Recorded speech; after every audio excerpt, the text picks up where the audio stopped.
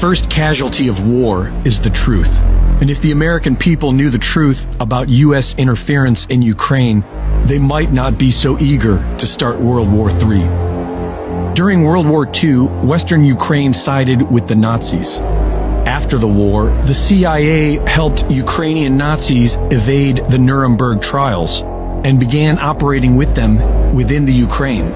After decades of CIA infiltration, the Ukrainian People's Movement emerged in 1989 and gave birth to extremist groups Svoboda, Trident, and Right Sector, neo-Nazi groups pushing for the ethnic cleansing of Ukraine, extremist groups cultivated by the CIA, supported by the U.S. State Department, and used by the IMF to bring Ukraine to heel. When Yanukovych beat NATO-backed Yushchenko in the 2010 elections, his government was being pressured into signing an EU association agreement by the International Monetary Fund in their typical conquer-by-debt offer that would financially ruin the Ukraine and place them at the mercy of the World Bank. Yanukovych declined their offer. And in today's corrupt world, you're not allowed to say no to the IMF. Funded by Western NGOs associated with George Soros and the CIA, a highly organized color revolution was immediately deployed against Yanukovych. Organizations such as the National Endowment for Democracy trained activist journalists to utilize Facebook, along with 3 brand new television networks created within weeks to recruit people for the protests. This Western-run media campaign was a huge success. The turnout was massive.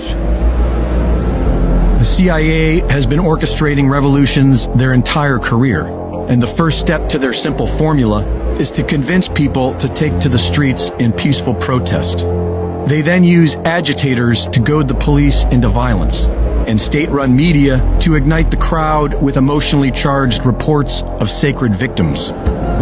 On November 30th, 2013, the Ukrainian Chief of Staff, associated closely with the U.S. State Department, ordered the streets to be cleared of protesters for the erection of the annual Christmas tree. When the police arrived, they were met by a highly aggressive and well-organized faction of Ukraine's Right Sector, who provoked the police into a violent reaction against peaceful protesters, which is all the Western intelligence media reported on.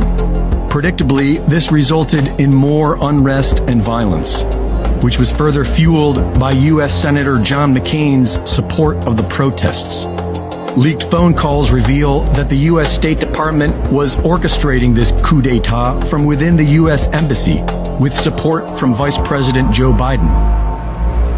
On February 20th, unidentified snipers, firing from government buildings occupied by the protesters, began firing into the crowd, killing people on all sides. Yanukovych's home and offices were taken by armed mobs, and a new government was put into place with a neo-Nazi element that went on to accept the IMF's spurious loan offer and began murdering the Russian-speaking population of Ukraine in Donbass. As a result of this Western-created quagmire, 96% of the people in Crimea voted in favor of joining Russia. And while the nation celebrated, Western media reported that they were invaded by Russia. Their proof? A Russian military presence which has existed there since 1804. Supporting a criminal war against Russia does not make you a patriot. It makes you a useful idiot of the globalist banking cartel, the very same entities waging war on all of humanity with passports and experimental. A righteous patriot would call out his government for war crimes, and through fraud and deceit, the United States government has been the world's biggest purveyor of war crimes for decades, all in the name of spreading McDonald's, genetically modified foods, and sexual perversions worldwide.